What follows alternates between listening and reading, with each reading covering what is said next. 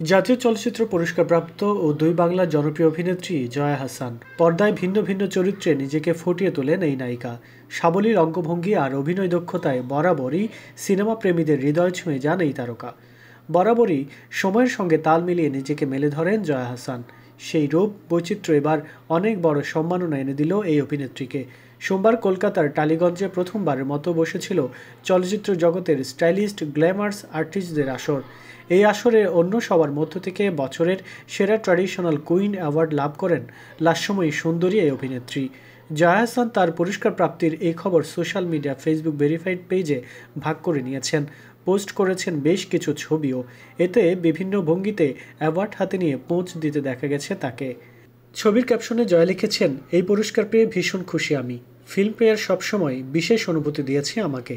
এবারের পুরস্কার আমার দীর্ঘ যাত্রায় একটি নতুন সংযোজন হয়ে থাকবে।